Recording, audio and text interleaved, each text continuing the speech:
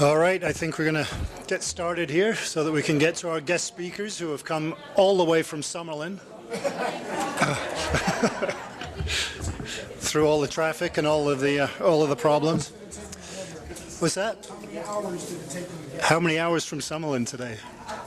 A quarter of an hour. All right. So our guest speakers are here, all the way from Las Vegas.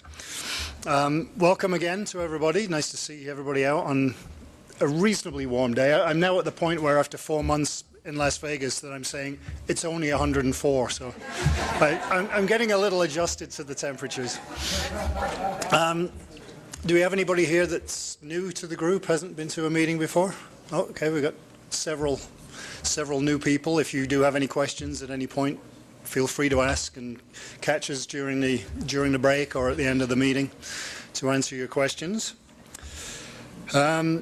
The agenda, we have a lot of stuff on burrows today and a very nice elaborate one in the picture there, which would, in London or Tokyo, that would sell for about $60,000 as a house. But we're going to go through all different kinds of burrows, and that's going to be Kathy and Janina. And if you notice on everybody's little name tag today, there may be 1 or 2 names on there. The bottom name is Tortoise names, just in case anybody was wondering if you haven't been asked on the way in. I'm not going to mention anything about backyard breeding because they would need about 40 different tags to put all of the names of the tortoises on. All right, let's go through the agenda. We've done the first part. What's been happening? We've got a few things to talk about before we get into the questions and stories, and then our quick tip with Kathy and the Midsummer Care refreshments, and then the main speakers, Kathy and Janina, doing their double act on habitats and basic designs to designer designs, and a couple of videos in there as well to show you. We're just hoping that they work. We have a new stock of t-shirts in, just in case anybody is looking for the sizes that we didn't think would sell and that sold out straight away. We thought it would be all the kids' sizes that would sell out and we'd have all kinds of adult ones left. Exact opposite. So the new stock's in, and if you want your shirts, do feel free to go to the back and get one. They do shrink a little bit, so be sure that if you hold one up to yourself or if you're trying to think of how big it is, they do shrink a little bit.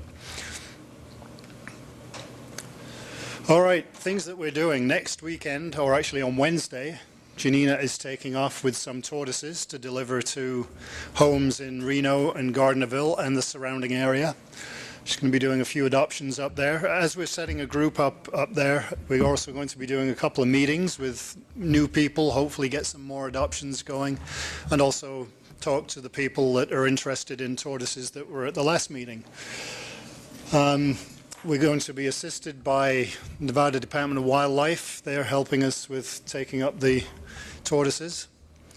Otherwise, it would be very difficult taking them on a plane and checking them in as baggage, I'm sure. We're also going to be doing a tortoise workshop in Pahrump at the beginning of August. And we've also discovered something really neat. And as far as the University of Nevada Cooperative Extension, they're helping out with some of the technology, so we don't need to bring our own equipment. And they have a system whereby you can beam your presentation to other offices or other locations. So I think while we're in Gardnerville, it's going to be broadcast in Hawthorne. So we won't be there, we'll just be on a little screen, but they've already got 15 people that are going to be at this remote office in Gardnerville. So it's kind of nice that technology is allowing us to be in 2 places at once. Maybe that's not a good thing, I don't know. We do have a mega diet bagging event coming up on August the 9th for anybody that's interested in helping out with that. The more people that show up, the quicker we will be. And we will also need some volunteers for the sterilization clinic that's coming up at the end of August at the Equendo Center. We're working with Fish and Wildlife Service to assist with a sterilization clinic. There's a couple of vets coming in from out of state that have pioneered some of these techniques for sterilization, and they're going to be teaching vets locally in this region and also parts of Reno. Some vets are coming down California, Utah, Arizona, to teach them how to do sterilizations of tortoises. And the tortoises are going to be coming from mostly from the Desert Tortoise Conservation Center for those purposes. So going to be interesting to witness that and to have some vets locally that can perform that operation once that clinic has happened. The next Tortoise group meeting after this one is Jim Moore, and he will be speaking on solar development in Nevada, and that's the August meeting. The mega diet bagging is going to be, if you want to note that down, it's also on the website. So you can hopefully come to help out at the University Methodist Church on South Maryland Parkway. And it should be a fun time trying to get all of the mega diet bagged up for the next season. And volunteers are needed to help set up transportation and volunteers for bagging. And again, you can talk to Kathy or Janina or myself, or you can simply be there on the day. It'd be nice to know how many people we're going to have so that we don't have... Okay, a sign-up sheet's going around for that, so that makes it easier. Tortoise care. I think it's over to Kathy. Keep the introduction short this time so that we can get through this. Thanks, Jim. First, I have a whole bunch of things I want to just go through, some little announcements. Last time, I talked about my wonderful laser pointer that says it's 75 degrees over there on that wall, and it's 74.5 there. And Powell said to me, well, when you use this in your tortoise burrow and you zap in there to see what the temperature is in the burrow, be careful to keep it out of the tortoise's eyes. Which is a little tricky because you don't know quite where your tortoise is. So think about that when you're just shooting randomly in there. And so now I've decided to be careful, and I kind of go down the side with it so that I'm careful not, because it turns out it's not that easy to I don't quite know what the angle is of my burrow when I'm outside, and so I'm careful with it. Now, last time, we talked about asking for board members, and I sent out an email about that, and we had quite a nice response. A month ago, Angela LaFrance joined our board, and this time a couple of people came, and we volunteered, and we interviewed several people, and we invited Dominique Walton right here. Dominique, stand up to join the board, and Jessica Green. So we have 2 new board members, and of course we're still expanding, and we're looking for people who can network within the community to benefit the tortoise, and folks who have an expertise that they can assist other board members in making good decisions that will help Tortoise Group go forward, and everything. So we're starting, and it's very exciting for us. So anybody still interested, just contact me, and the board might not necessarily be the kind of place you want to be involved. Maybe a committee is better, or some individual tasks, so don't be shy about getting involved. Now, if there's anybody here who's interested in adopting and hasn't contacted us, is there somebody? Anyone? Okay. If there is, and you're just too shy to say something, go to our website or tell other people that you know. If people want to adopt, they should start by going to our website and putting in an adoption application. Then Janina contacts them, and we just whisk along from there. I want to remind you, as always, to separate a breeding pair. We have this huge problem of too many hatchlings and too many tortoises, and no place for the tortoises to go. So tell all those people who have breeding 40 in their backyard that it's time to really do something about it. I want to thank Nancy Thompson-Jones. I saw you, Nancy. Where are you? There you are. Thank you, Nancy. She provided this wonderful location for us for the mega diet bagging. It's the University Methodist Church. It's on Maryland Parkway, right across from UNLV. Can you feature where that is? I'm going to send around Janina, could you put one on each side, please? And just ask you to sign up if you know you might be coming. August 9th, 9 o'clock in the morning, that's a Saturday. So we need people to just do bagging. No expertise is required for this. But this is not something for children either. It requires adults. So we need baggers, but we'll also need a couple of people who can transport the plastic bins from storage to the place. And there are 100 plastic bins or more that have to go, so that's quite a capacity.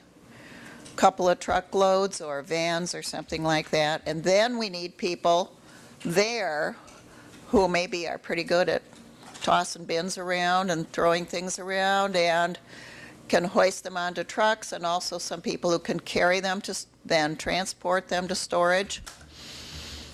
A little bit of hauling. So anybody who has a truck, you can let me know on there, please. And if there is some organizer type person who would be interested in managing this kind of mega diet bagging in the future, please let me know. Also, we're looking for a bilingual Spanish-English speaker who would be interested in doing adoptions and yard consultations. We're going to be producing our new booklet in Spanish, and we have a need now for some Spanish speakers, but we hopefully will have a much greater need. So we'd really like to have a couple of people. You're grinning. Do you speak Spanish too, Dominique? Oh, there's one thing she doesn't do. Huh? Now, maybe you heard my text message come in from this lady, it turns out, who has some material at her house for a burrow. And we need to move it from her house to somewhere where we're going to build a burrow. So we have a whole lot of blocks and wood and about 2 tons of chat, maybe 3 tons of chat. And we don't have a way to move it. So if somebody has a heavy-duty truck or a trailer that we could hitch onto something, please let Antonio know, because we've built a new burrow for this lady and this stuff has to go away somehow. It's kind of tricky. Also, is there anybody who would bring refreshments for next time? This time, well, Nancy's bringing it every time. Meryl and Audrey brought it this time, and then all kinds of other people brought stuff, which is wonderful. Diane brought something, Nancy, Sue, who else? Well, I want to thank all of you, but is there somebody who would sort of lead the charge for next meeting? Where are those hands coming up? Are we just going to hope people bring something? Okay. We're going to be, well, we have some cactus pads that have been brought by Lee and Trilla. Did you bring the others? So Trilla and Lee have brought some cactus pads, and Alita brought hollyhocks. So these are going to be available maybe at the break. So don't take more than one. And I see those are enormous bags of hollyhocks. You only need like 3. You could plant an acre with those. Those are seeds to make. Oh, yeah, the turtles love to hear when you're about this big. I love the flowers too, and the leaves. I just wonder if somebody doesn't, you could open up your pocket and stick a few in here, because this is enough for 10 people right here.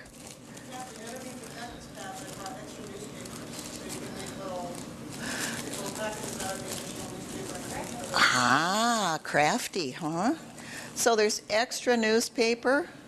Well, let's think about doing that. Would some people want to help with? How many people are going to want hollyhock seeds? 1, 2, 3, 4, 5, 6, 7, 8, 9, 10, 20. So somehow, let's have a couple people, crafty types, come up here and make some extra little sacklets out of these so we can spread them out for everybody, okay? Now, does a hollyhock, is it a bush, or is it a tree, or is it a flower? We're going to have a picture of it, but it's a tall flower. It grows up really tall, and then these flowers come up early in the season, and right now they started all over again. And now they're growing not low enough for the tortoise to get, so you have to snap them off for the tortoise. 2 years before it makes a flower. But Alita says it's 2 years before it makes a flower. they're 3 years old now, and the cane is this big around, and they go 8 to 10 feet tall. And they're really pretty, and they attract bees and butterflies. Can the rest of you hear this? They grow 8 to 10 feet tall. They attract bees and butterflies. They come in all different colors. Oh, Lee's going to do this right now. Terrific. But I put so many seeds because my tortoise loves to eat them when they come up about this high. So I thought, if you just wanted to make a place and plant a lot of seeds, and then when they come out, we have a grazing spot up there, and we'll save 1 or 2 plants, make a big plant. Now, she thinks that if you plant a grazing area, the tortoise won't eat all of them. But I suggest that you at least sequester one of them and cover it with something until it can get up like this, because the one we've been growing keeps getting gnawed down, and the ones that are tall he just ignores. Cheryl? Metal basket hanger. Yeah. The things that are built to hold a basket on your patio, they sell them at Plant World, they're $6. And Yeah, those. upside down over your plant, so they can eat whatever sticks out, but you can't get food. Yeah, the tomato baskets work out really well if you stake it down. Otherwise, they just shove it across, shove it away. The little ones, you'll find them inside. Yeah.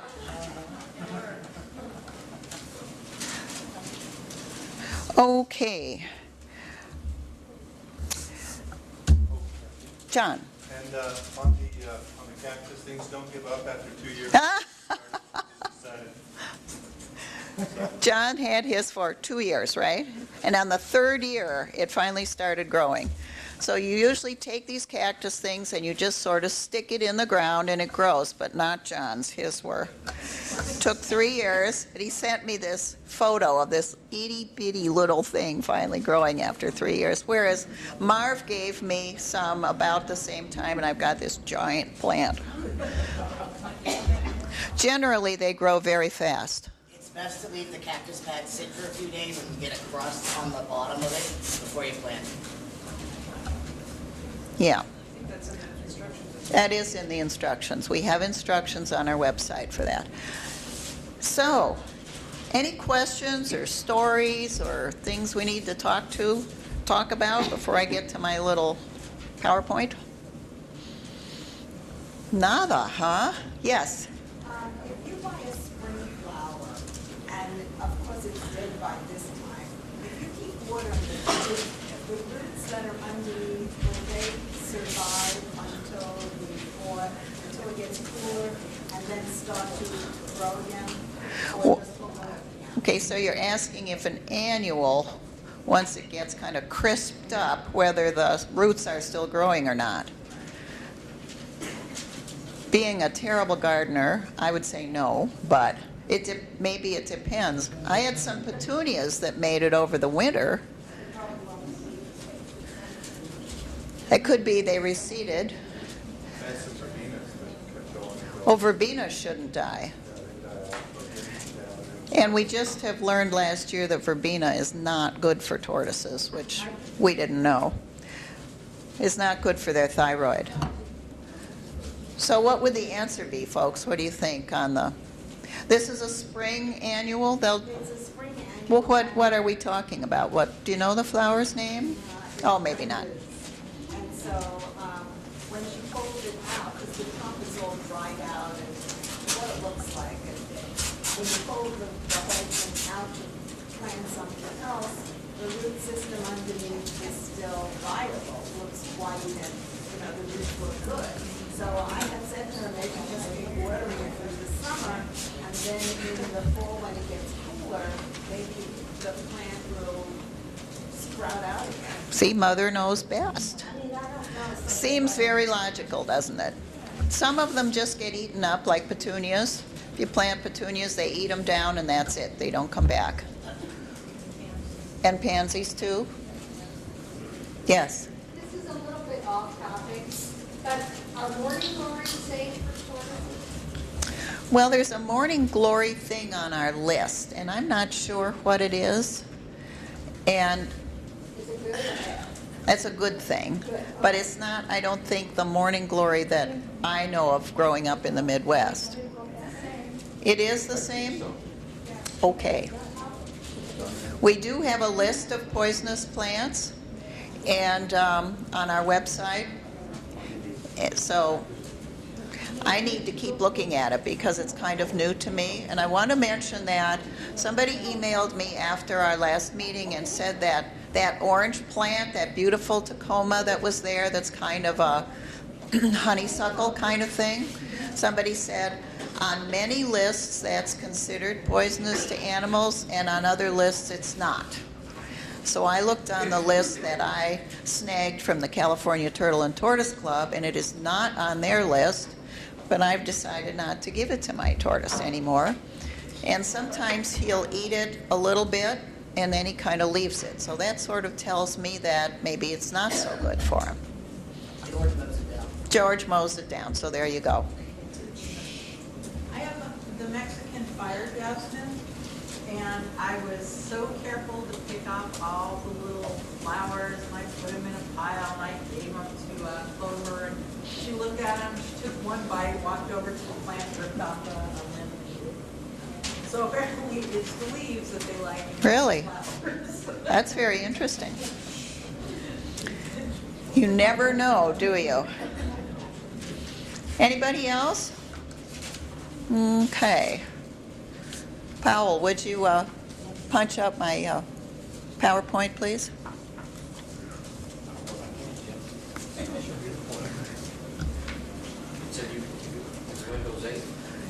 Windows 8. Oh, yeah. We all go like that. Windows 8. What can you do? Okay, well, I like to give a little talk each time about what's going on with tortoise. Oh, no. Tortoise care. And so here we are at the middle of the season, the very hottest time of the year. The average temperature yesterday was 96. And the temperature in my burrow at 4:30 was 86.5. I was amazed. And then, okay. I give up. Outside it was 101, and it was 86.5 in the burrow.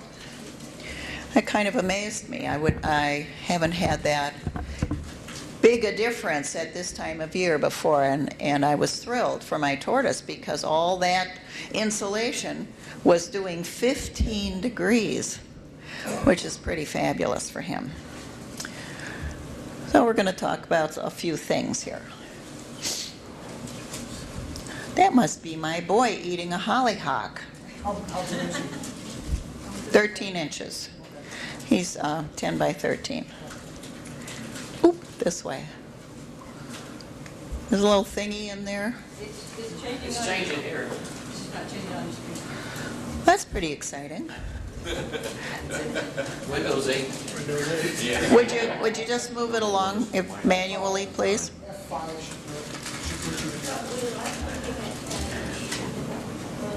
F5 should get you. But you get to have a really good look at Tad. And this morning I went out to measure the temperature in the burrow, and it was 85, but he hadn't come out.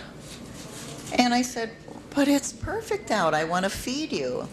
And he didn't come out until 11:15. There he was, just sitting there. So, but before they do anything else, okay, good, thank you. Catherine, may I suggest you have the volume of the other mic that's up and it's causing a... I believe I turned it off. Yeah, because I'm hearing the sound. Oh, sorry, it wasn't completely off. Thank you. Let's see. So here are some things that have changed since last time. Again, there's ought to be spending less time outside the burrow because it's really hot, but that hasn't quite been happening, has it? It's been, well, mild for summer, and it's sunny, and in theory there isn't as much time for interaction, but that's actually not happening in my backyard. I have a lot of shade now, and so Tad comes out and he's able to play around for quite a long time. He is eating a little less though, and he's not quite as eager. Is anyone else finding that? Ours is eating more. I mean, we More? This morning, he just ate and ate and ate. Yeah. You haven't been starving him, have you? He does that every day. He does that every day.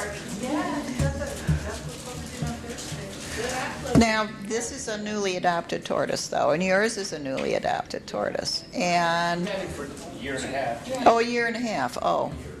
This is Hustle. I sent out his picture. I can read that from here. Yes? I've had my tortoise since 1988, and he's my weather runner. And if he comes out, he's really eating and being real active, then he'll go away, and I won't see him when it's going to rain. So when we're going to have a weather change, because they're, think about it. No, they don't. They feel the pressure. Yeah, there are bladders, and it's just like when, before I had my hip replaced, I could know a couple of days beforehand if the weather was. Well, sure, the lower lower. Because mine was out feeding like crazy, and then. Okay. Well, the flowers, but there is a change out there in the desert, and that is everything is dried up. There aren't those nice big flowers anymore like there were in spring, and even if we're in our yards, my hollyhocks are smaller now. There are just a few dandelions and so on. So there isn't as much naturally for them to eat. I put this, yes, Powell. You plant your hollyhocks with seed or from? I planted them from seed a couple of years ago when we had them available. And once they get going, watch out. Yeah, it's a little tricky to get them going. And one thing was try some, was it the mulch or the no mulch? I'll have to go back and look at that. It thrives on neglect, you're right. It was the no mulch where there was no mulch, where it was just sort of thrown out there. They grew beautifully. So here's what we did with cantaloupe seeds. So because there aren't all these great things growing in your yard, it's a wonderful time during cantaloupe season to put cantaloupe seeds. So here's Tad helping. He's a big help. Pauline's trying to prepare the soil here. So she sort of smoothed it out and made it pretty and just threw out just sort of spread them out. All the goop that comes with it. Just don't clean them or anything. Just put them out there. Cover it, pat it over, and in about 7 days, they come up. If you watch carefully, you'll still see them. And then the first ones that came up got eaten up, and of course these are all gone. Boom, just like that. And they're a wonderful little treat, so just keep putting them out there during this good season. Of course, you can plant other sprouts too. And you don't want your tortoise to have too much of this, but it's not very much food, but I think it's a lot of fun for them to find those. So I just want to talk a little bit again about feeding tips and review what we learned last time from Dr. Parsons when she said the perfect diet is the mega diet and to not add other things to it, because then you upset the careful balance that the manufacturer has come up with. And so I've had several people come up to me and say, well, is it okay if I feed broccoli slaw?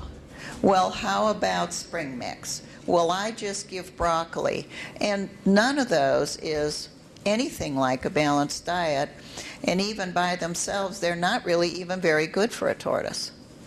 So I just don't understand why you would even want to bother. Just whip out the mega diet, soften it up, and give it to them. And just have some plants for browsing, and that's the perfect solution. And then just avoid going to the store and having things spoil, and also ending up giving them things that aren't appropriate. And then plant some goodies. Now, if and when it gets really hot, the tortoise might estivate. And that's just the opposite from what happens in winter when it's too cold to come out. In summer, it's just plain too hot to come out.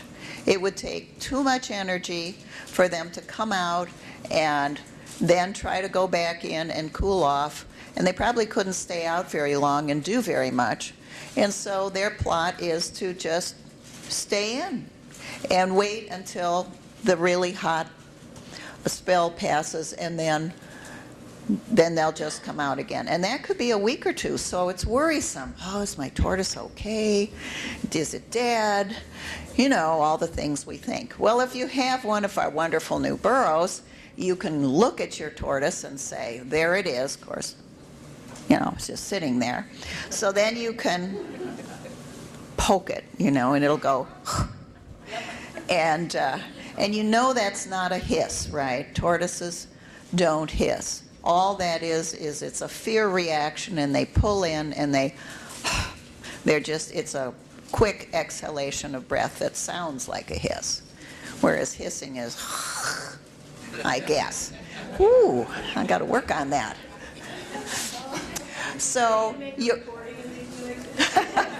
Actually, you know, there are tortoise noises, I guess, that we don't hear, and biologists have recorded those, but I don't think any tortoise would recognize me, do you think? So they may estivate, and they may not. I think in our backyards, they probably don't estivate so much, but I have had that happen. But what if your tortoise is in there? This is going to be online, sir, if you're interested. This whole talk will be on this. Scott is recording us, and also we'll put this on separately for anybody who's interested. It'll be on our website.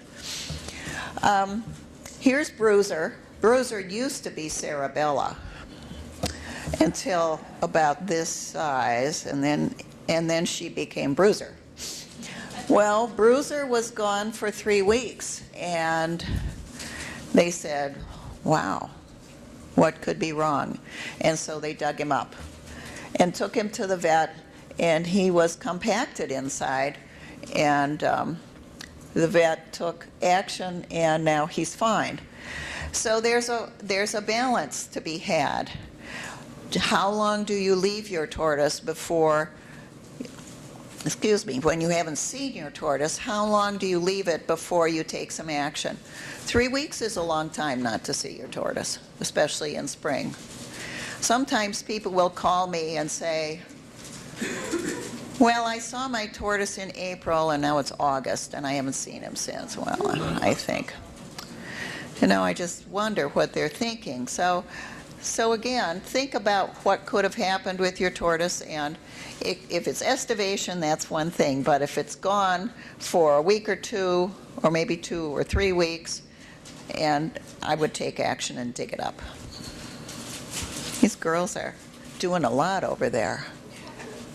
So there's Bruiser. He looks pretty sick there. And there he is, running around looking happy and perfect.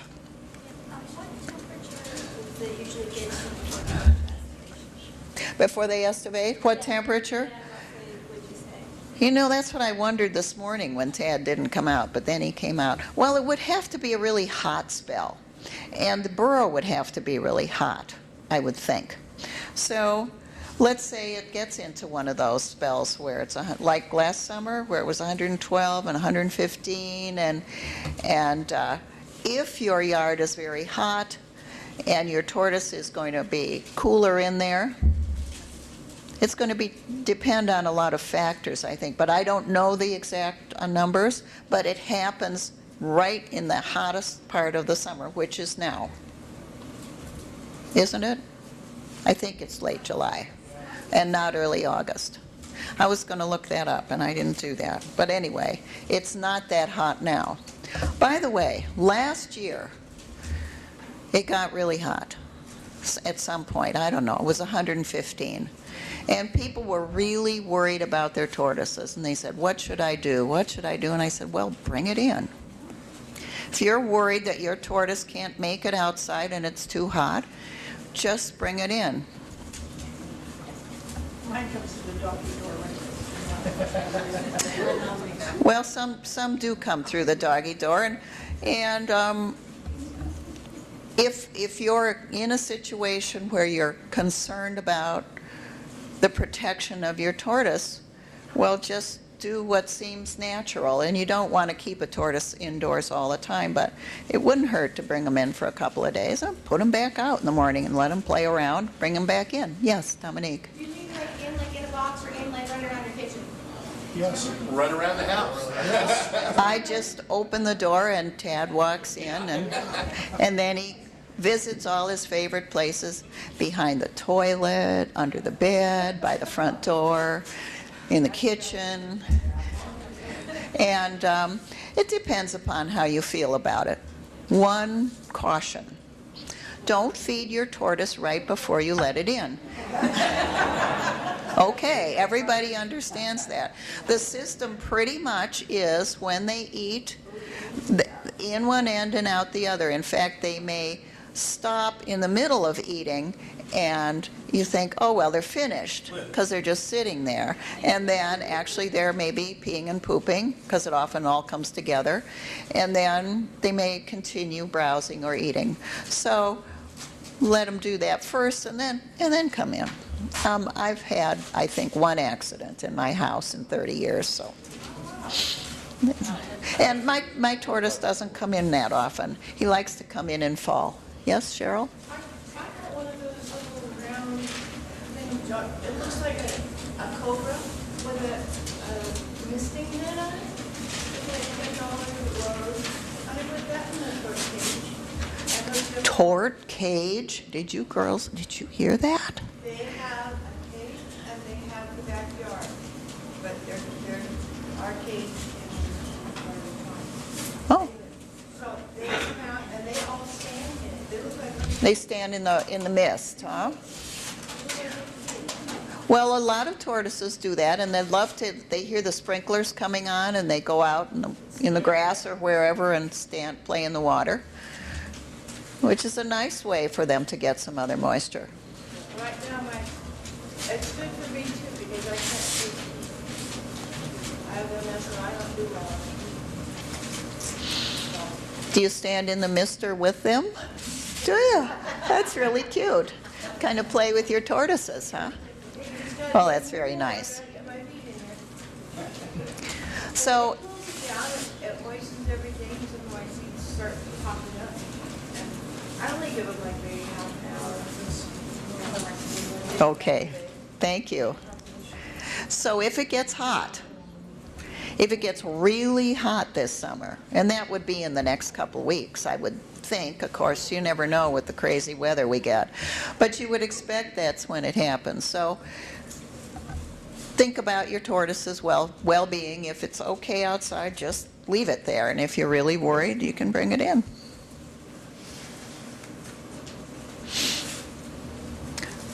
So I find that Tad is sleeping outside now. We had a jackhammer visiting us, and it was sitting in his area, and it was covered with a tarp, and there he is between the wall and the jackhammer in this cozy little spot. The jackhammer has gone home now, so he doesn't sleep there anymore. But as the weather warms, they may come out now at night because the outside is cooler than the burrow temperature.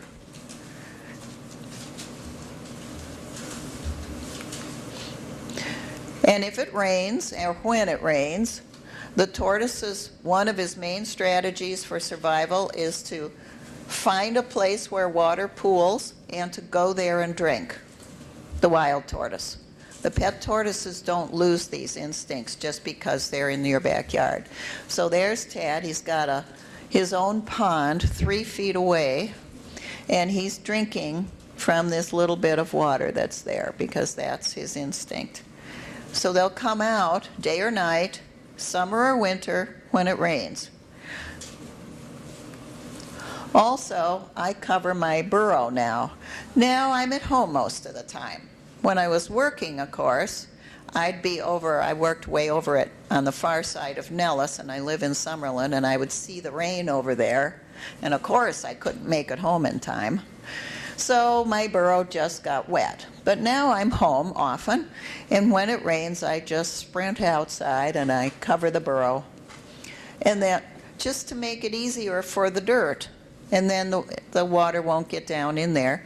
And then as soon as the rain has passed, I take it off so that it can breathe. Remember, you don't want to make your burrow with any kind of plastic covering. And then you want to soak your tortoise every so often. Mine doesn't go into the water by himself, so I have to plop him in there. And you can see that he's not very happy about it because he's not drinking. He's just standing there this time. And they take in water from the nose, the mouth, and the cloaca, which is the rear. So just by sitting in the water, they'll be taking in some water. And you'll know how long, because all of a sudden they start walking around and saying, I want to get out of here. Then you have to take them out. If you have a tortoise that goes into its little water dish all the time, then you don't need to worry about it. But my Tad has had bladder stones, and he doesn't drink very much, so I want to keep water flowing through him to try to keep his kidneys flushed. If you're going on vacation, just plan some way to leave your tortoise right in its burrow, in its habitat. Don't think that you want to take it somewhere. If it's used to feeding on its own, it'll be fine for a week. It's got browsing plants. If you have somebody who can drop by and give it some food now and then and just check on things, that's fine too. Hatchlings are coming. If you have a mating pair or a female left over from a male, she may store sperm up to 15 years, so you want to plan for hatchlings. Plan now, build a hatchling habitat, or dig up the eggs if you can find them, and you can give them to the Nevada Department of Wildlife. Hatching occurs in late August into October, or sometimes you don't even see them until spring. They pop up. And enjoy your tortoise. No, that looks like Tad. So just some people I know don't have much interaction with their tortoises, and I always think that's kind of a shame because mine loves to be petted and under his chin and on his shell and help me with everything, and so I just hope you're going to enjoy your tortoise because you're going to have it a long time, of course. So any questions? Yes. Due to the fact now that there's not a lot of browsing plants for my Mr. T to eat, can I go ahead and feed him the mega diet every day? I mean, there is some things, but it's very little, you know? And I Yes. You know what? After the talk last time, I've switched to feeding my tortoise every day because we learned that the gut on the tortoise, excuse me, the microbes in the gut want the same amount of food all the time, the same thing. They just want that yummy mega diet. They want a lot of fiber. So I thought, okay, I'm going to take the amount I was feeding him twice a week and cut that up into daily feedings. Well, you know what? It wasn't very much, so I'm feeding him more. I have emailed the Desert Tortoise Conservation Center to find out how much they feed their tortoises, but I think we tend to feed ours more.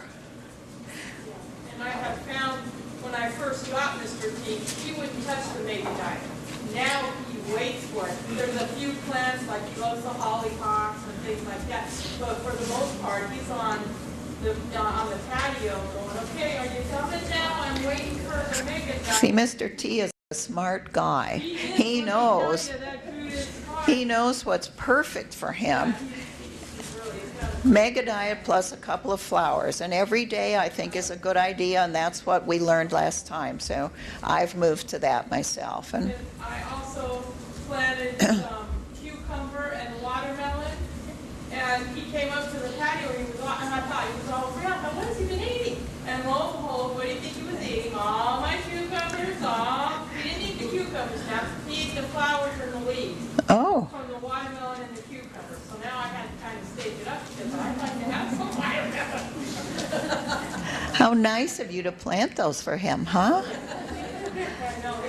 Well, they like those nice fresh things. Michael? I've always heard you guys talk about when you feed the mega diet, you moisten it up. Well, Hustle will eat the large ones now. He first started on that little mega diet, right? Mm-hmm. And he didn't eat the big ones. Well, now he eats the big mega diet just the way, we just take it out of the bag and set it there. And we don't have to moisten it up. Well, the manufacturer recommends that we serve it as a juicy mash because they want to be sure that the tortoise is getting plenty of fluid to help digest it. And what I do, did you ever see that fabulous video we made on the website? Because you moisten it and then make it kind of in a little ridge so they can chomp into it.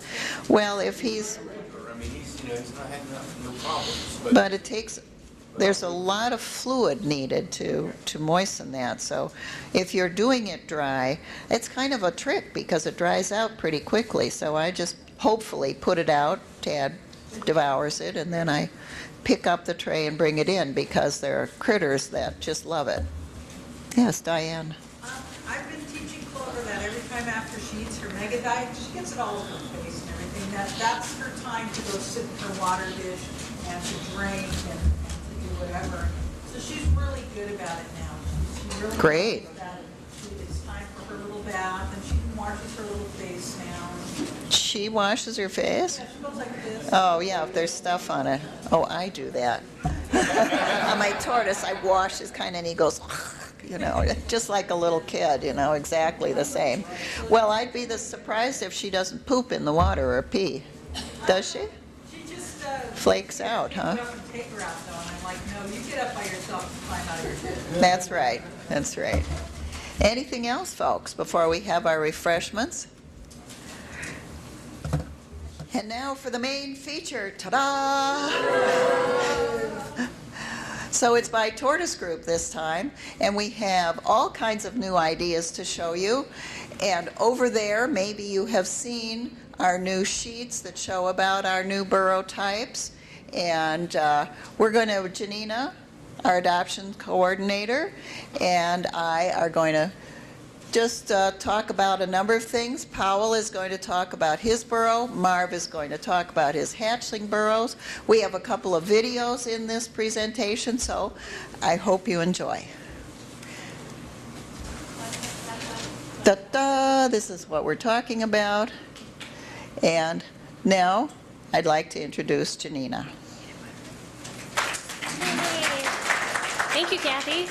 My name's Janina, and again, I'm adoptions, and I see a lot of different types of yards. Everyone has something different, and one hazard might be in one yard, and it might not be in the other. So that's one on our to-do list, is talk about a lot of different hazards. But let's talk about the basic habitat. What we recommend that it has in it 600 square feet or more, hopefully the whole yard if possible. That's what we really like, because wild tortoises roam very, very far, and we want to provide that same luxury to our pet tortoises if it's safe. Sometimes it's not. Water dish, big enough to soak in, plants, and a gate barrier if necessary, and of course the burrow. And the burrow I believe, is the most important element to your habitat. It's what your tortoise needs to survive in this desert. That's what they have out in the wild, and we need to provide a good one if we can. And we've learned a lot about different types of burrows, and we're going to discuss 4 different ones today. Our new above ground, new below ground, a video, and a designer burrow, and our cold climate burrow, and not to mention hatchling burrows too.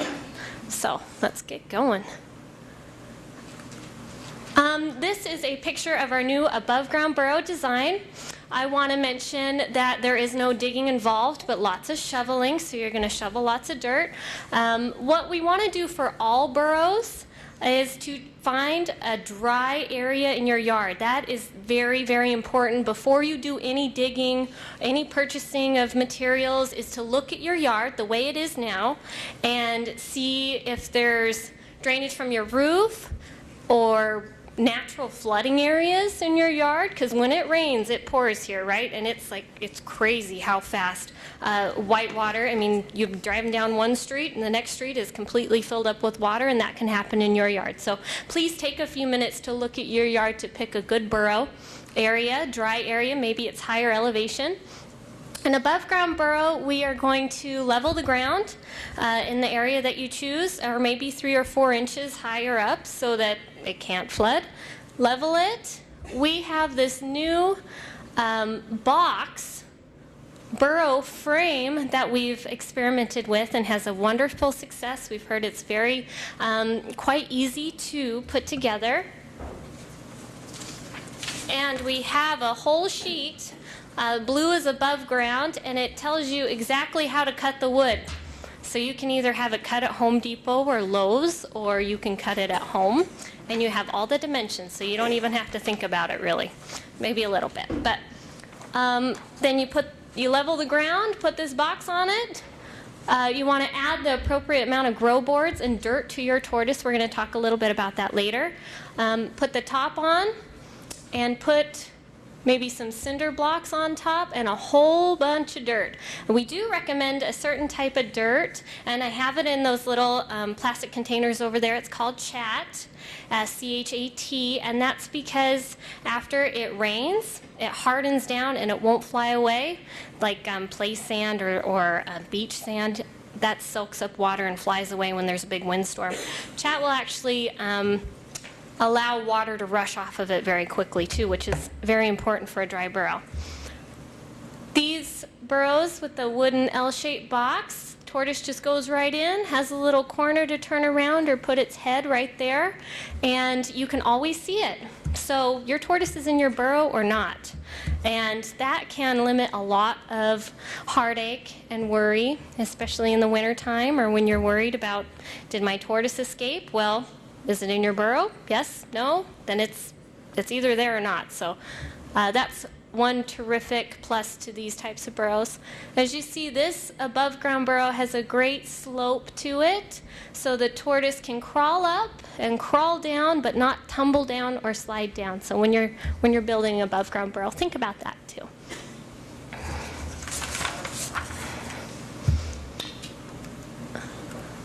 And this is our below ground burrow design, which we have another separate sheet for it. Again, tells you the dimensions on how to cut these pieces of wood, and you just screw them together with wood screws. It takes about an hour to put together after you have all the wood cut.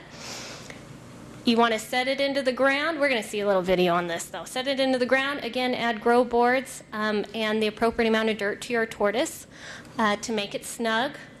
Put it in the ground, put the top on, and put more dirt on it.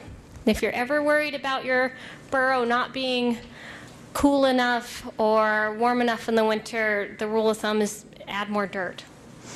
More dirt, the better.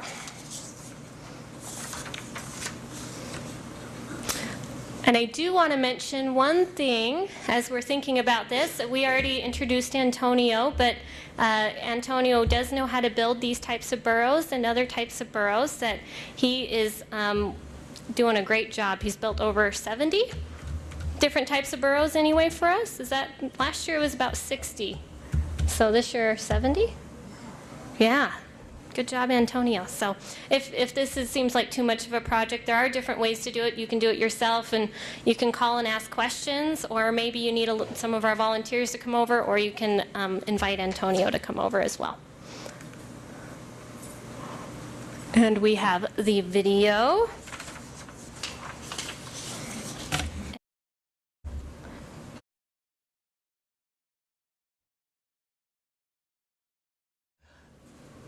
There they are, looking at the burrow. Now, Antonio's marking on the ground where they're going to dig. So they've already built the box.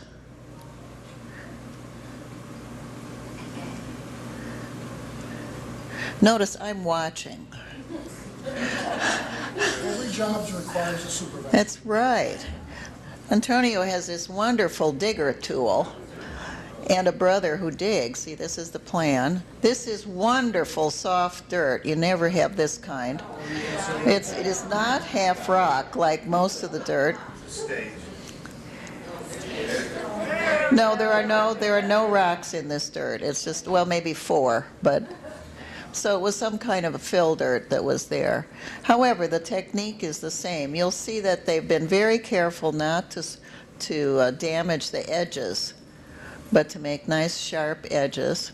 Now he's checking to see if it's flat, and you'll see there's a lump there, because when you put the burrow in, you'd want to make sure it's very flat. So he's using the top of the burrow for this technique.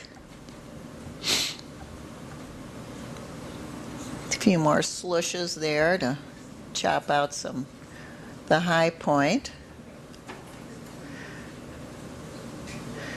And even so, Antonio, how long did that part take, the digging? Did it take an hour, would you say? Yeah. Less than an hour. Less than an hour? So now he's bringing some dirt toward the end so that this is going to project a little bit out of the hole so that when the rain comes along, it will go around that mound at the front. Yeah. We skipped something. Yeah.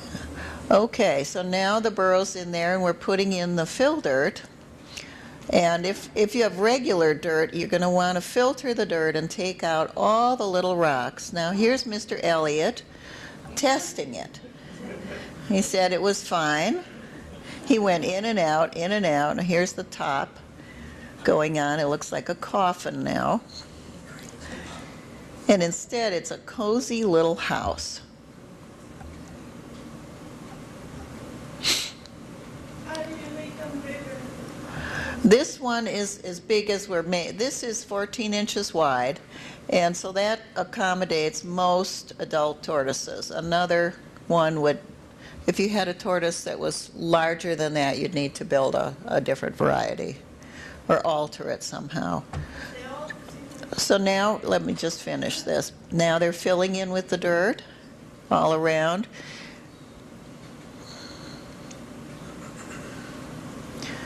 Squooshing it down and making it nice and pretty.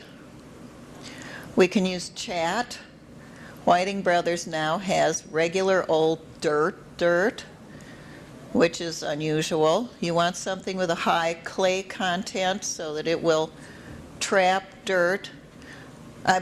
the water rather than let it run through like play sand that Janina mentioned. Those are cuteness rocks at the front. And then a couple of bricks at the top to hold the soil back. We happen to have a lot of dirt. Chat. There he goes. He went in and out, in and out, in and out about 8 or 10 times. Usually they go in, they see it, they go in, they check it out, they say, okay, and then they come out. But he went in and out a lot of times. This is his 3rd burrow. He didn't like the other 2. So that's it. Thank you. So that's the kind of work Antonio does.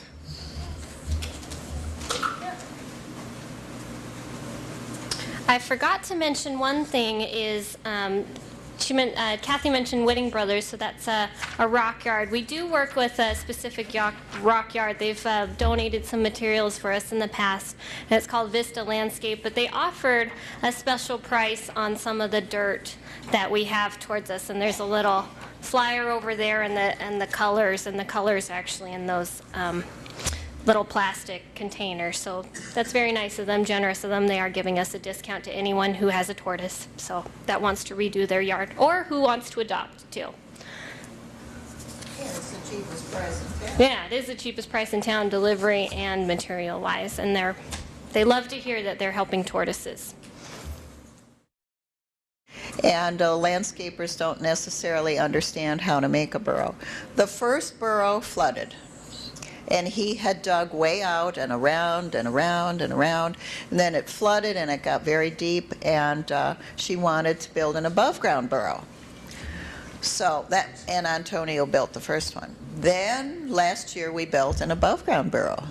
We had a really fun time. We built this beautiful burrow, and he would not go in it.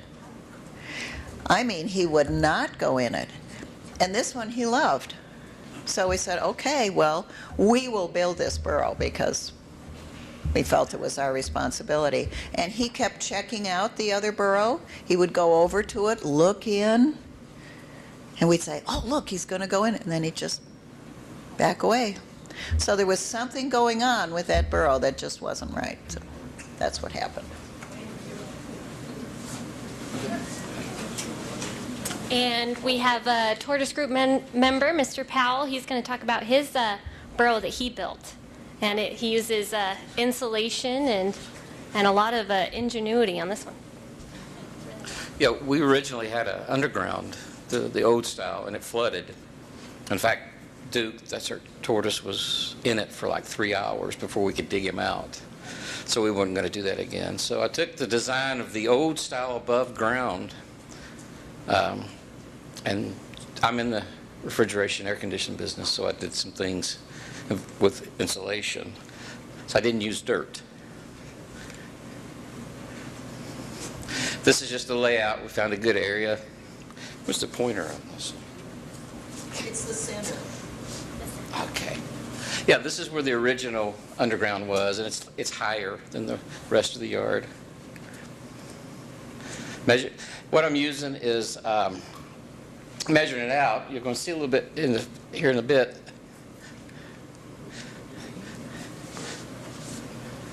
I put the cap blocks down 2 inches. It raised it another 2 inches above the ground. And it was already a high spot. Filled it in with dirt.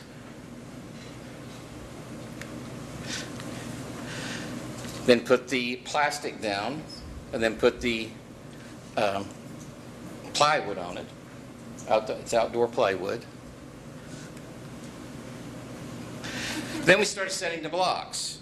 If you're familiar with the original above ground, that's how it was done. And that's Duke in here, helping as usual. It was hot, so I had our swing cover on top of me to keep me from burning. We use adhesives to set the block, but I didn't use the adhesives on the inside, just on the outside. Is there a need for adhesive? I just didn't want it bump into it with I started to say lawnmower. We don't have a lawn to mow, but bump into it or something. I didn't want the blocks shifting. Okay. And this is Duke once again helping.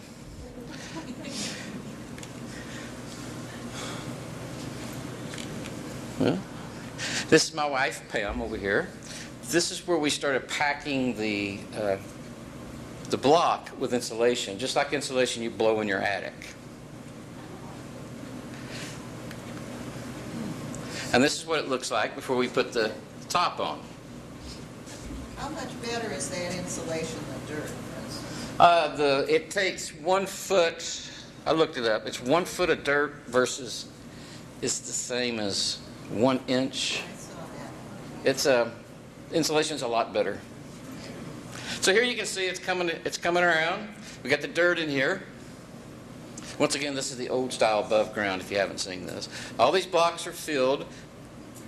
These right here are filled with dirt because we ran out of insulation, so we just use dirt. And there's where I'm putting the adhesive on to set the plywood. See right there?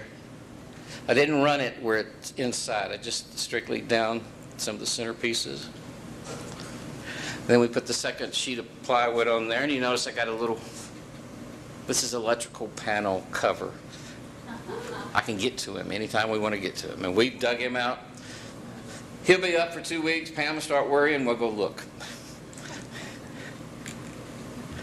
And there's how we get to him.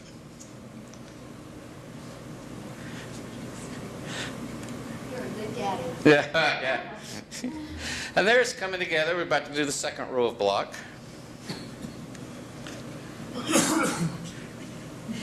This is his pond we had built for him that he's never used. I mean, we put him in it, he walks out of it. He doesn't care. Now, for the second layer, I used bad insulation, R19, just like, once again, what's in your attic in your house. And that's because underneath this side is where that trap door is, so you got to be able to get to him. And then, I think I have a picture, but we filled up the cinder blocks. Yeah, you can see where we filled it in. I have a vent, strictly to vent this area here. It keeps heat out of the attic, if you will. We'll call it an attic. How thick is that foam? Looks like It's this. 4 inches. Oh no, it's 6. It's 9. Whoa. It's squashed down because the cinder block's what, 7? Yeah. Wait a minute. It squashes down. It's not. I'm pretty sure it's 9 inches. See how it's buckling up there. I meant that. Oh, that isn't foam on the top. No, that's just a piece of plywood with 2x4s around the edges. It sits over it like a cap. There's the hole that I drilled to vent it.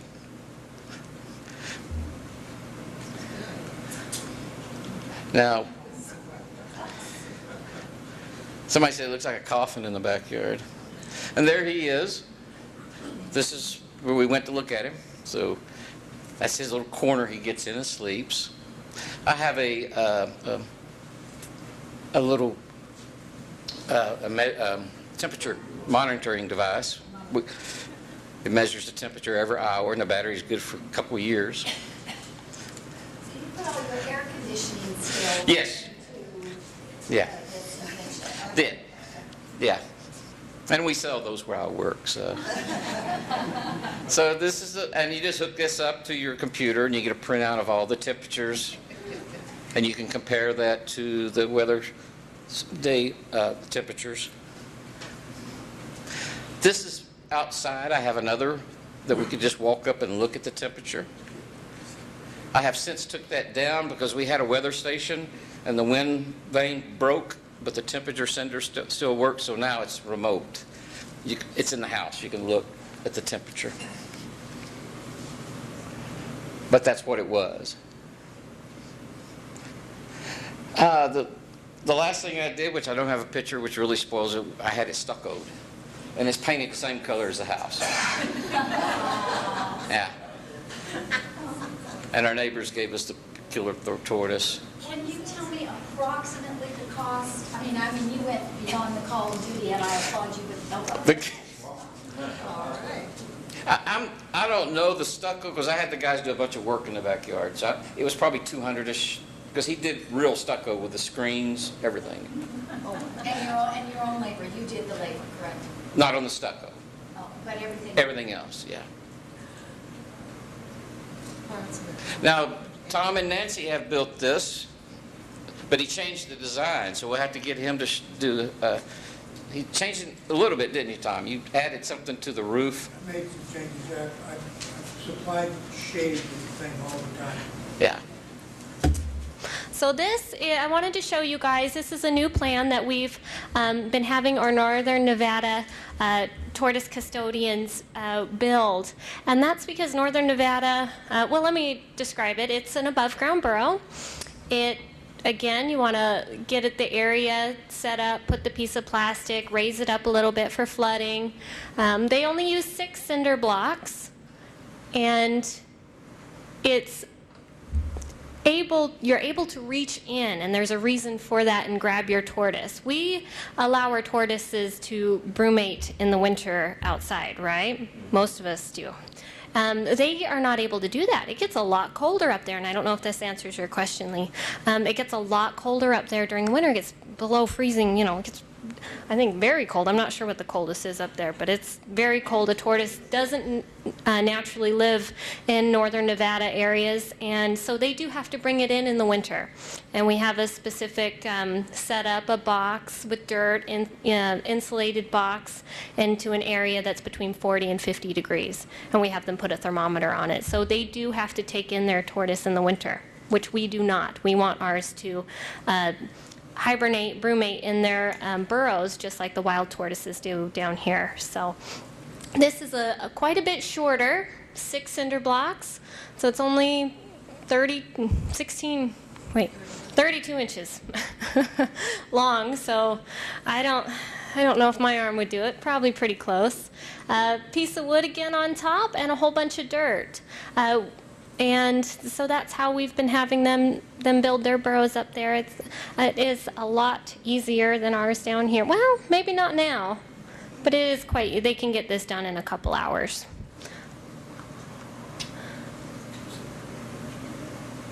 And also their summers up there don't get as hot down here. They do get, in some areas, 95, 100 degrees max.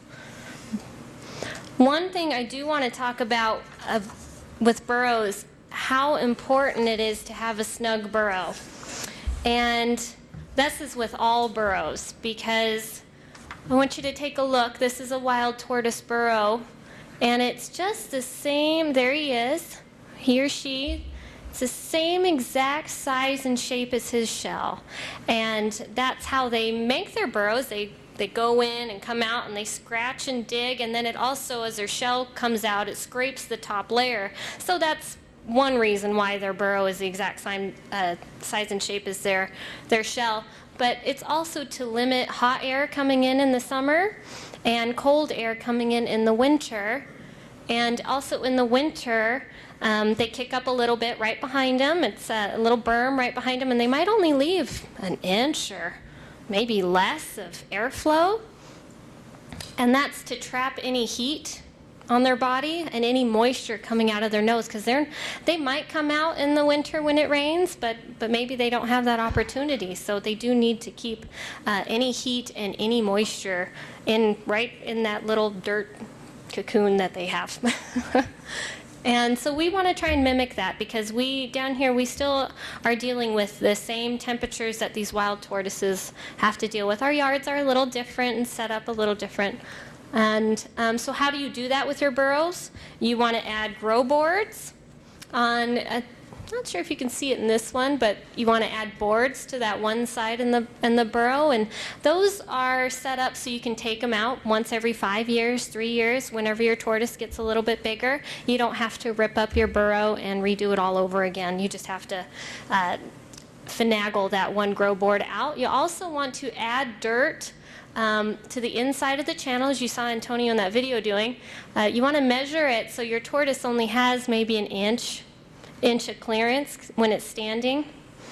So you want to limit it with dirt. And you might have to actively go put more dirt back in there. I just saw a burrow where a tortoise had kicked it all out, and there was just a light layer of dirt, and I said, well, just throw it back in there. It might be something that you might have to work with your tortoise on and talk to him and coach him about. So it is important. And then in brumation, you might want to wad up a newspaper, something that if they still wanted to come out, they could push out, but to limit any cold airflow too. That's another little tip and trick. Moving into your new burrow. This is a recent adopter's burrow, and we decided, and when I was bringing the tortoise over, she decided to poop in her bin, so I threw it in her burrow. and that's to help make this tortoise move right on in. We didn't use any chemical. We talked about on the inside of the burrow, Powell mentioned something about chemicals and paint. We don't recommend any chemicals or paint to limit any smells that the tortoise might not like and might not want to go in their burrows. So this is, yeah, and they're toxic. But we threw that in there to help make it smell better, too. We already talked a little bit about a thermometer here, different types of thermometers. This is another type of thermometer. It's in a little PVC pipe, and it's on a little pole. So the thermometer is actually in the back of the burrow, but when they want to check it, they can uncap this PVC pipe and take it out. So that's another way. So we have 3 different thermometers that we've talked about today. The water dish is really important. It does need to be big enough that your tortoise can soak in. And that's because we've quickly mentioned that they do take in water from their cloaca. That's the opening at the back end where all the action happens, where all the fun stuff happens. They only have one opening, and that's where they urinate from, they defecate from, and where they lay eggs from, and where all the fun reproductive action happens. So we want their back end to be able to get into the water, soak in it, take in water from that area. So it's really important. A lot of times folks, they might get a terracotta drain plate and they think it's big enough for their tortoise to get in, but it's really just an inch or 2 shy. I say if you're getting a medium-sized tortoise or you already have a medium-sized tortoise, get the biggest terracotta drain plate that you can possibly get. They sell them for 18 inches at Lowe's and Home Depot. I think my tortoise would be fine in it. He's in a 16-incher, but he probably needs an 18-incher pretty soon in the next 5 years, so I probably should have just gotten the 18-incher.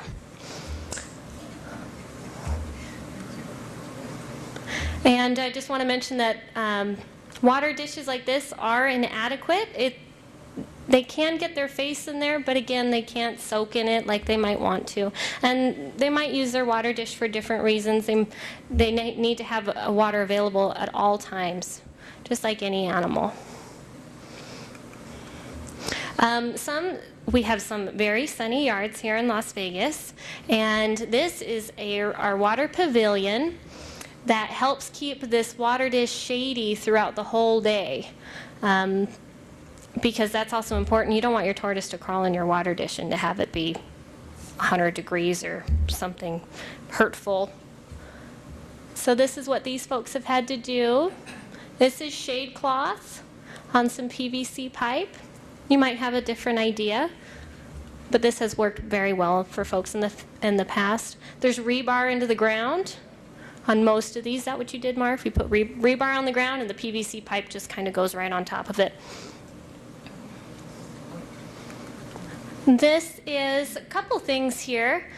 This person had drip lines in their yard and hooked up a drip line and it automatically refills several times a day, 2 or 3 times a day. Yours? Yeah, that little black pipe that's on the right corner there, that's also a drip line, but rather than putting the stake in the rock or whatever, I just wrapped a piece of wire around the hose and then bent it over so that there's nothing in the way for the tortoise to get hung up on.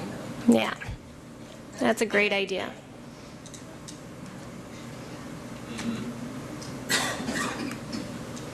Yeah, you can see that there might be a little bit of area right here where a tortoise might get its hand stuck or try to knock it out. Yeah.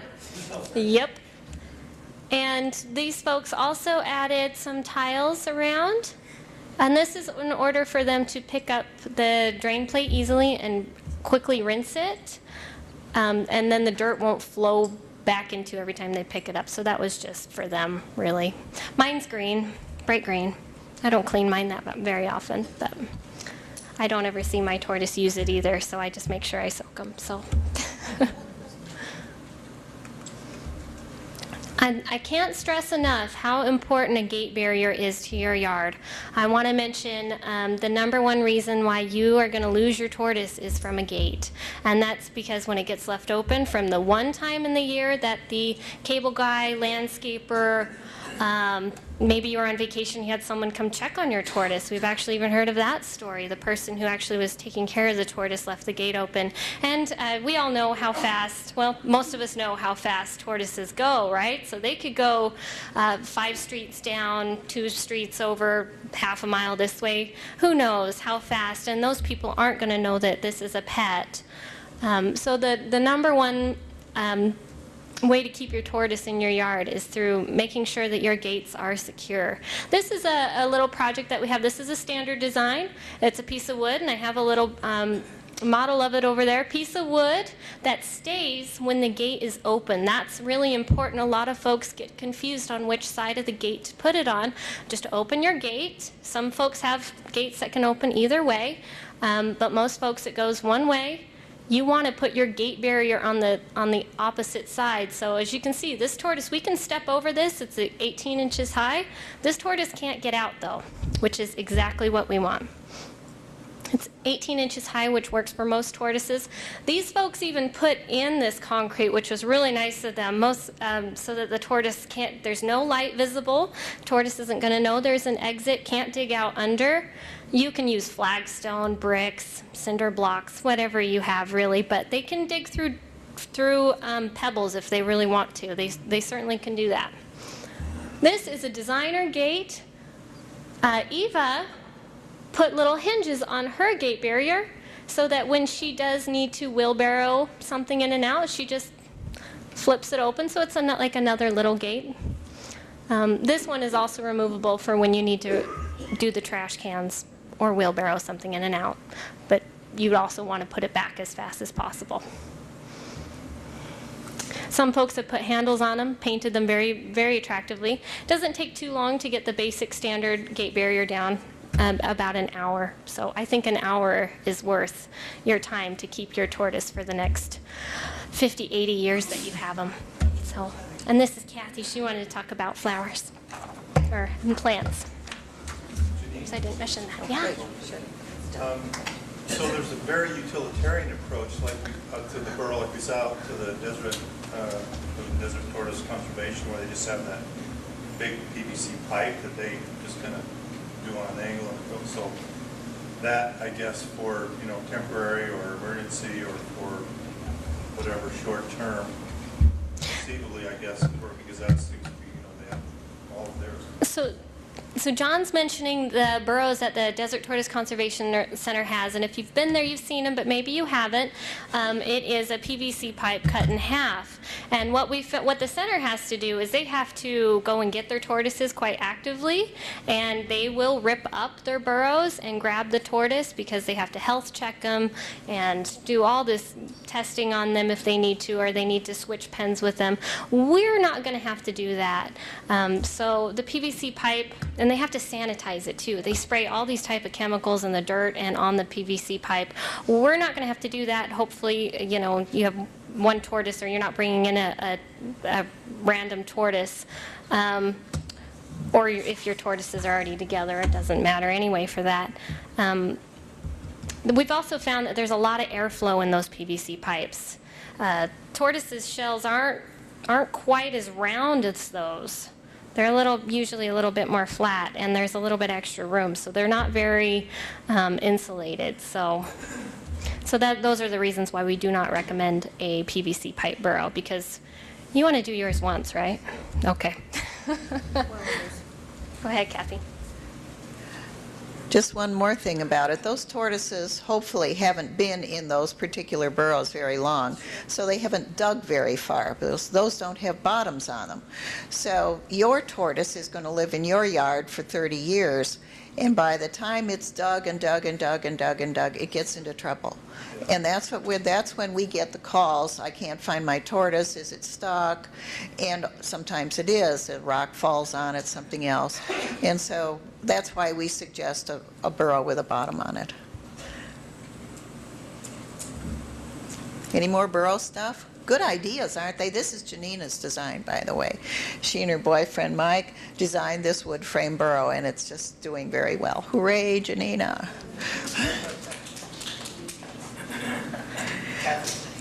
Yes, sir.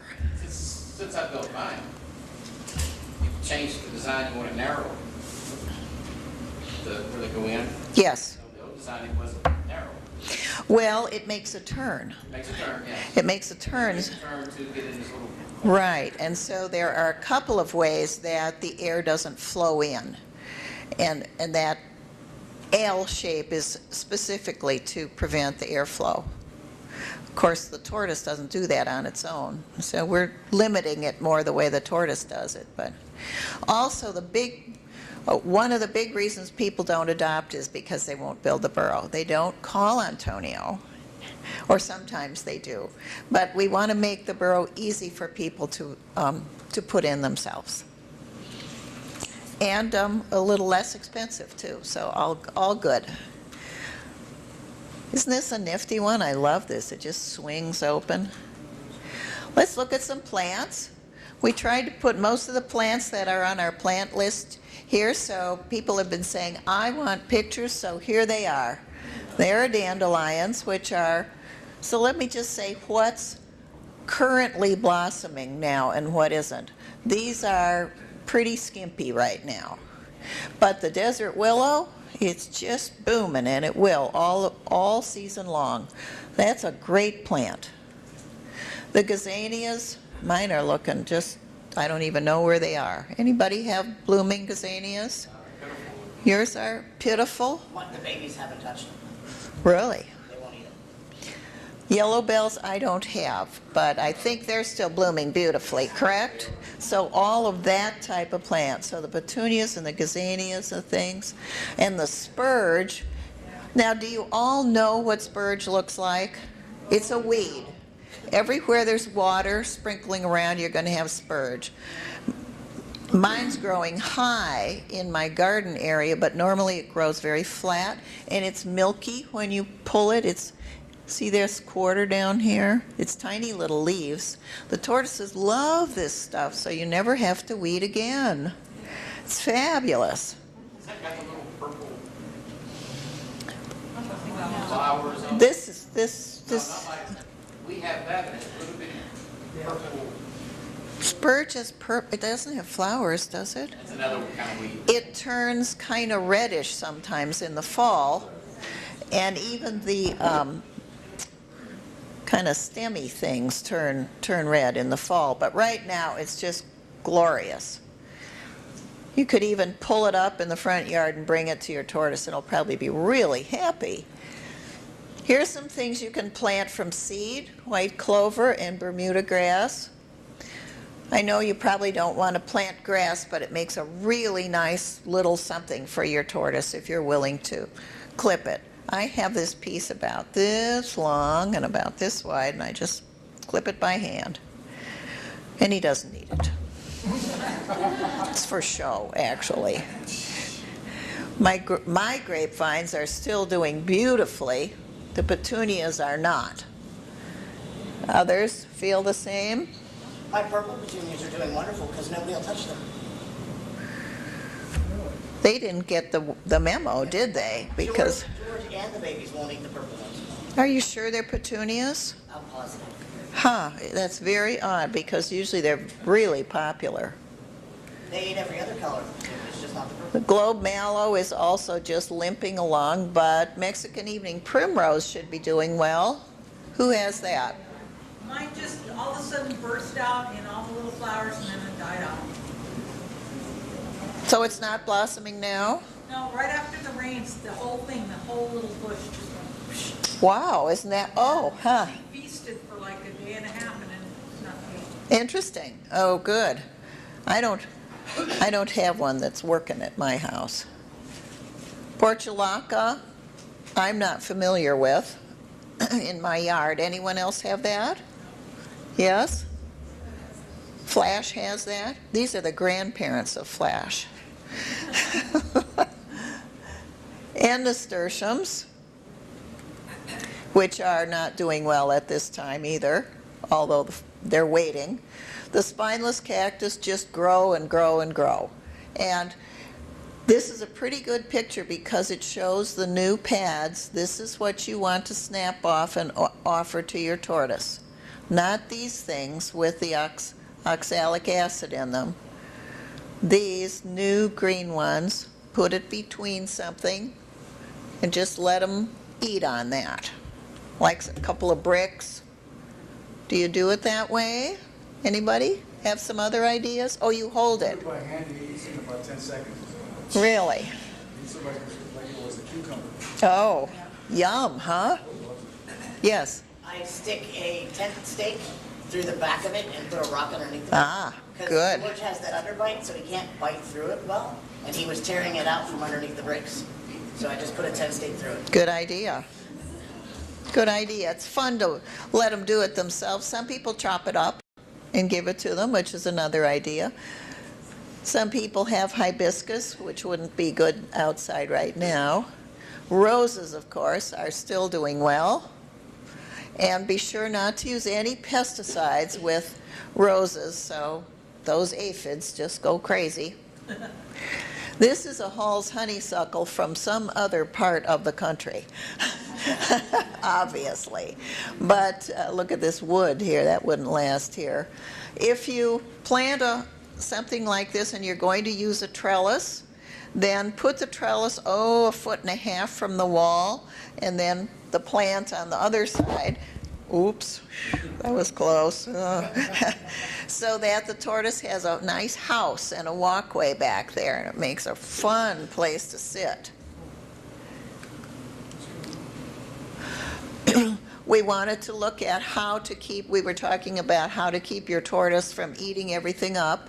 Here is one clever little plant cover thing that somebody made. Another idea is to plant something in a pot and then just tip the pot over occasionally and watch your tortoise. Don't let it eat everything up, and then put the pot back up before it's completely gone.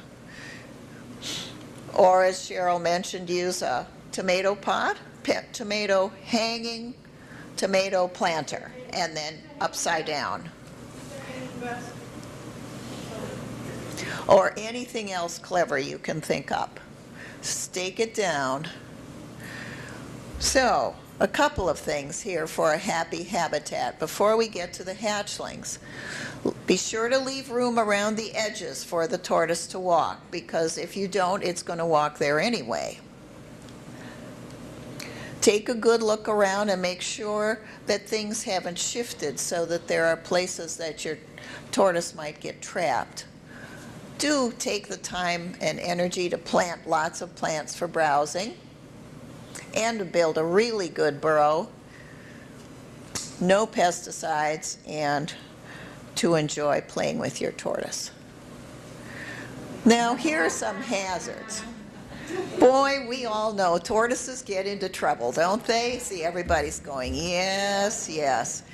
The things that you never dreamed your tortoise would get into, there it is. Now, this man sent me this because he thought it was cute, I think, and obviously this tortoise, well, first of all, tortoises often don't know how to back up, so they only go forward. Now, if you look at Frida's shell,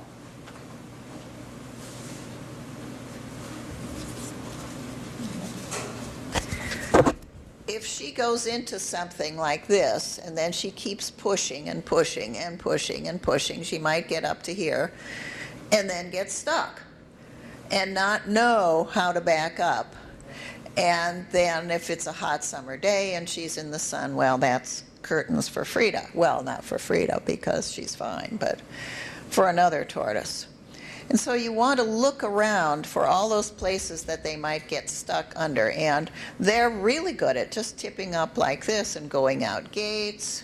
Like a wrought iron gate, a little guy can just right out. If you have a little guy like, is that okay, Frida? Yes. Okay.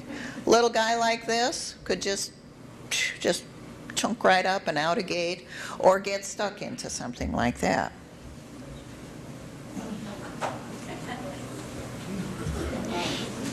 Aren't those little guys amazing? Look at that. Well, they don't have anything to do. They're probably in this tiny little enclosure, and they're bored stiff, you know, so they're just messing around. And so you need to do some things to for instance, block this off, put a rock in there, that would do it.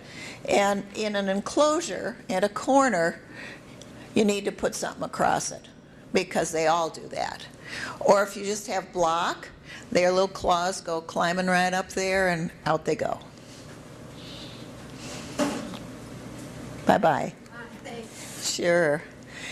Here's a blocker offer. See, just put a couple of stones there and then the tortoise won't get stuck back there.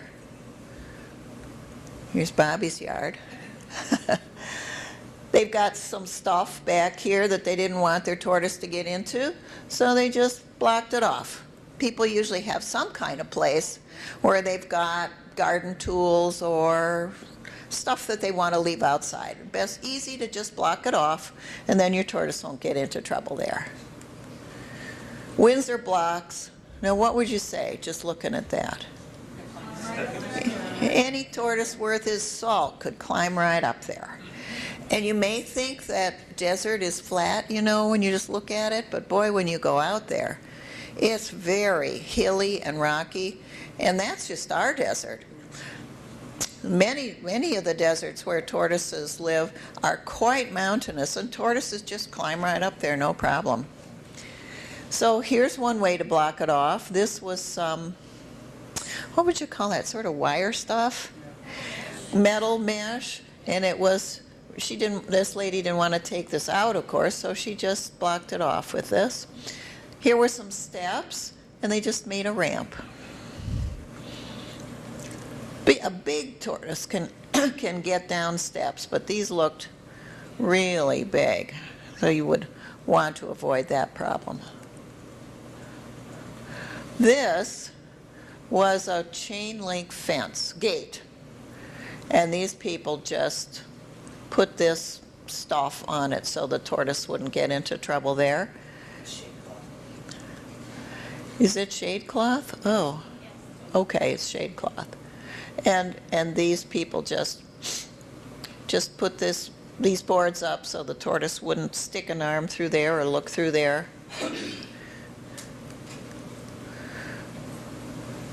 Now,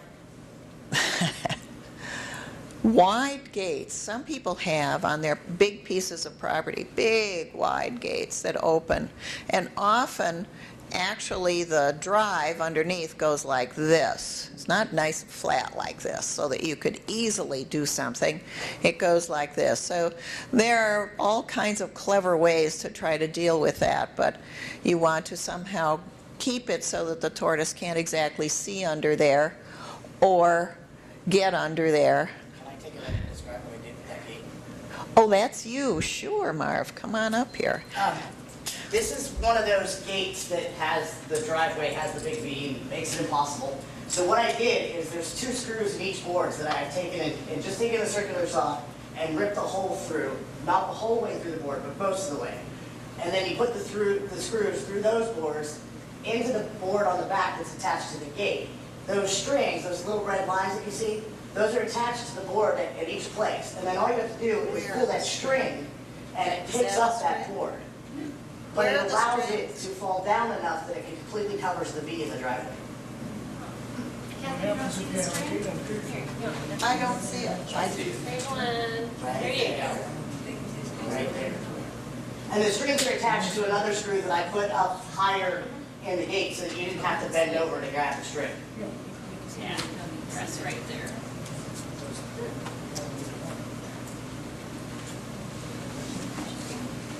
Thanks, Marv. Another method was to I didn't know what pool snoodles were, but now I do. Pool snoodles around here to take up space, or attach indoor-outdoor carpeting under there is another method. So people with wide gates have a real challenge.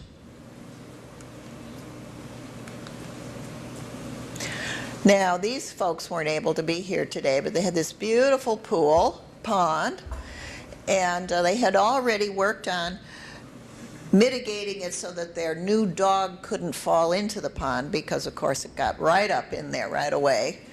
And so they redid the insides, but then to get the tortoise, when they were getting the tortoise, they decided to redo the outsides.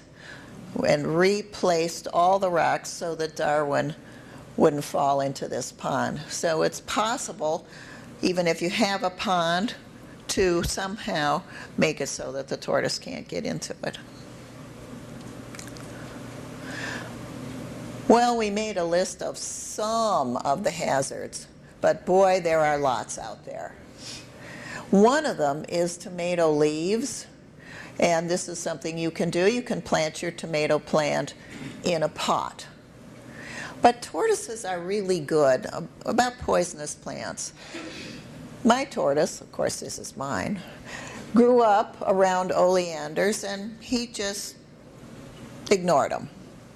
And pretty much they'll do that. You don't want to, of course, plant something for the tortoise that's not going to be good for it. But if they are in a situation that's unavoidable, usually you can deal with something. Look for chairs, tight spots, and especially dogs. There are an awful lot of tortoises missing a limb because the dogs have chewed it off. Played frisbee with it, attacked it. A couple of rowdy dogs, if you got a couple of big puppies, it's not the time to get a tortoise. And some of them are just too nervous or too barky, the kind that are always woofing and carrying on. That's not nice for a tortoise either. It's too stressful. Oh, so this is really Janina's thing. What do we do? There are a lot of people who need a little bit of extra assistance and can't afford to pay all the materials for a new wall. And this wall was free for the picking up. So these people looked on Craigslist, and they some contractor just wanted the blocks hauled away. So if you're going to check Craigslist, do it early in the morning to capture any good deals. Or if you need manpower or woman power, as is often the case, just ask us. There are lots of people willing to volunteer here. I'm looking around and I see people who've helped build burrows. Come on.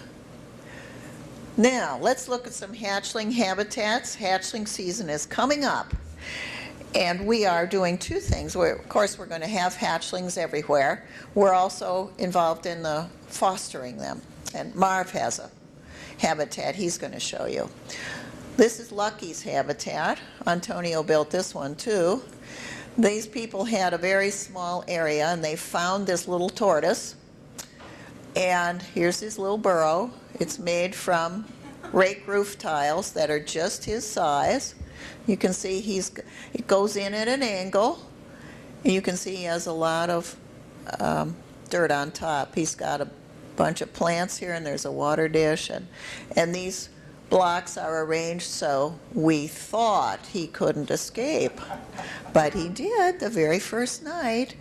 And their whole rest of their yard was swimming pool. And he was on the opposite side of the yard in the corner. And now he's back here. And Lucky's fine. But this is very small, and Lucky's not going to be happy there for very long. He's going to need a whole new habitat. He was tiny a year ago. So now, Marv, let's see. So this is the habitat that I just built for the 7 babies that I have at my house right now. And I'm just fostering them. They're not my babies. So the two tiles that you see here sitting out in the middle of the habitat are the wrong tiles to use for a baby burrow, and that's why they're just sitting out there. They're just meant for shade for the long stretch of distance it is from the burrows to the grazing area. The habitat overall is 20 feet long and 4 feet wide. There are 3 burrows that you can see right back in there. Each one of those is a burrow, and they're dug out to different sizes because I have different size babies, anywhere from a 2-inch one to a 5-inch one. So the big one's really a lot bigger than the rest of them. But the big guy, I think the only one that uses the middle burrow is the big one. He's kind of bullied everybody out of it. You see here in this red dish is the water dish. And that has the same thing that I was talking about earlier with the sprinkler hose that comes up and kind of does this, and I have a piece of plastic coated wire wrapped around that keeps it mounted kind of like a shower head essentially. And that goes off twice a day and refills that water bowl. And I have a little channel dug between the water bowl and this Mexican primrose, and the water that overruns the water bowl goes down to the primrose, so it's not just wasted and floating around in the habitat. All of these down here are planted. The dead ones, the dead looking ones are petunias that they've pretty much just eaten everything they want off of them. The ones that are still alive and look fine are the gazanias that they haven't touched. So the other thing that I found is over on the other side of the house, I planted 2 big areas of tortoise food, and I have 2 big cactuses over there, and they all seem to pad up at the same time. So what I've actually found that you can do, it works for my George and all the babies, is I cut them up into about 1/2-inch cubes, and I lay them on a single sheet of wax paper, and I put them in the freezer. I take out a handful every night, and I throw them in the baby's habitat, and they go after them and eat them up. They don't have a problem with them being frozen. So, and George doesn't either. As you can see that there's different sections on the burrow that each section has a lid. It's all connected in there, but because wood only comes in 8-foot lengths, you kind of have to make it that way. So these are the lids that go over the burrow, and each one is framed out with 2x3s, and then there's pieces of plywood in the corner to keep them square and stronger. And then I just have taken chicken wire that you can use, and you can see here that's just chicken wire. Now I got a roll of 2-foot by 50 feet that was $20, and I just stapled 2 sections of it down each side of each lid. This piece here is just a piece of shade cloth that I just attached to the chicken wire to keep the area over the water bowl and between the water bowl and the plants shaded for the babies. Now this thing here is pretty interesting. We have a old house, and we had already dug up and redone the backyard sprinkler system ourselves, and I did not want to have to redig that up or try to expand it because there wasn't enough water pressure. So this little thing here is a little gizmo you can get at any home improvement store or even Walmart. It's about $30, and it's a timer that you hook straight up to your hose, and you can set it to go off whenever you want during the day, and it will automatically water things. So rather than doing a sprinkler system into the house and having to bury everything and go through all that expense and time, this is just a temporary system. Now this is attached to this hose here, and you can just attach it to a regular garden hose if you want to, but I wanted to do it so that it was like sprinkler heads for all the plants and everything. So this blue hose is attached to a piece of 1/2-inch black PVC flexible hosing. Now you don't have any of that to show you, but that I buried along this house, and then it comes down along the fence here, because that's George's habitat. It's also the watering for George's habitat. And then right about here it splits, and there's one hose that goes into the baby's area, and there's one hose that goes into George's area. The hose that goes into George's area does the same thing with his water dish, and it also waters the new grape that I put in. The hose that comes in with the baby's area does their water dish and all of the plants back here. So I don't have to worry about any of them ever being out of water. I can leave town for a week, and it's going to come on twice a day, every day, and I don't have to do anything with it, which is really nice. Now, if you don't have any of the pieces parts that I had at my house, I estimate that to do a complete temporary system from scratch would probably be about $50. But I had to go probably 30 feet with that 1/2-inch black pipe to get back down to this corner of where everything was from the side of the house. Now, here you can see this is where the babies are climbing on top of their burrow. And what I did here is every Tuesday morning I get up really early, and I go out and I check on the babies. I make sure that I've seen every one of them, and I weigh and measure them once a week. And then I give them their soak. And what I did here is, because I'm cheap and it's temporary, this is just a lid from a cake, a store-bought birthday cake. Just turn the lid over, fill it up with water, and the babies. Now I had to give the big guy his own one because he kept crawling over the little babies, and it didn't look fun for them. This is just a back view of the burrows. These are the 3 burrows that come out for the babies. And for what it's worth, I also added these these little blocks on the edge of, they're just on the top edge of the wood, and that keeps the lid, gives the lid a little bit more support when they close. Now, the one thing that I did make a mistake on that I should have done the other way around is when I put these pieces of wood, I staked them into the, I put them into the ground, and then I screwed the plywood onto those pieces of wood. I should have put those stakes on the outside, just so that the babies didn't have corners to climb up in. Knock on wood, I haven't had any problems with it yet, but it could be a problem in the future. How you built the burrows, Marv? How I built the burrows? Yeah. What the burrow is. Do you mean the back part down in the bottom? How Oh. many tiles long it is and your turnaround and all that. Okay, so what I did for the burrows is, you see just the end, like 3 inches of the rake tiles. What I did is I put 2 of those in line with each other, and I took a piece of plastic and covered the joint.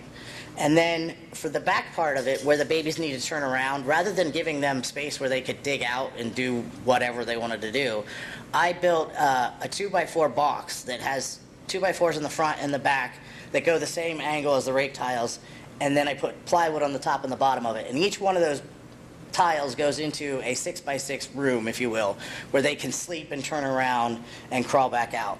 But I also made sure to put dirt inside the box, and we had originally filled the dirt inside those tiles pretty high because I wasn't sure what size babies I was going to get. When we got the babies, the day that they delivered, I took a broom handle and I knocked some of the dirt around and pulled some of it out, especially for the middle one where the big guy goes. Now they have, you can kind of see a little bit in the picture, they have actually dug out more and kicked more dirt out.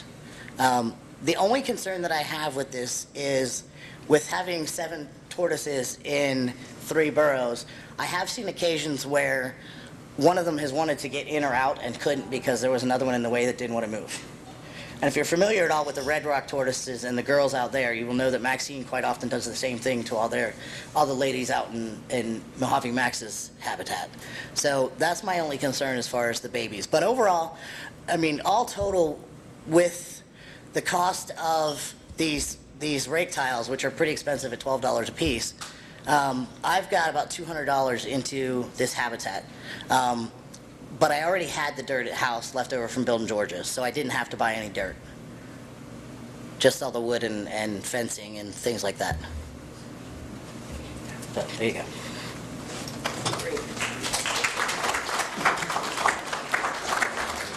Thank you, Marv. Oh, it did it again. Don't touch it. I was trying to make it go up there somehow. No, you didn't. Thank you very much, Marv. Marv is a wonderful foster father. I tell you, I'm really impressed. Isn't that amazing? It's beautiful. And now we're going to see another foster habitat. This man, this is a video coming up, this man he built this hatchling habitat last year, and when we all of a sudden needed a place for hatchlings, I asked him if he would take more, and he's a lot like Marv is. He's out there twice a day, he's out there feeding them, and he knows what everyone's doing every day. It's adorable. Here we go. Okay, this is Jeff's habitat.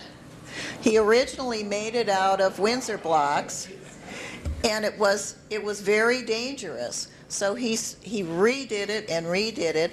These are hatches where he gets into the end of the burrow, and he can pull it off, and he can look to, here's the turnaround area, and he can clean it. See, he's made this, put this in so that the hatchlings can't climb out. Originally, he just had Windsor block that they could leap out of. Here are the entrances to his 3 burrows. There were no tortoises out when we went over, but of course you know how curious they are. And this one, they denuded that. He's got a beautiful flowery end. Here I come, get out of my way. Yeah, with big ones, they just push him out of the way. Or I used to hear, and they're pushing the front one out.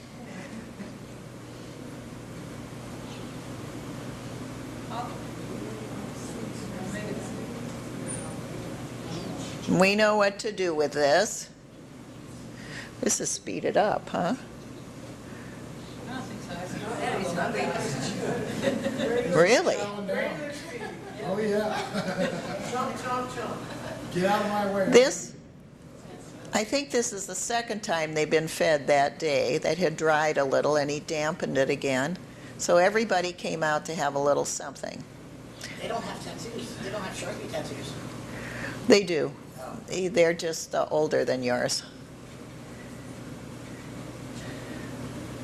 They've faded a little. I hope we don't lose who they are. I keep redoing mine because I'm afraid of that. Yeah. So that's another one. Those are the hatchlings. And I believe that's it. Good habitats make very happy tortoises. Thank you again, all of you, for coming today. Holy smokes, it's 3:30. Yes, it is. Woo! But it was a good one.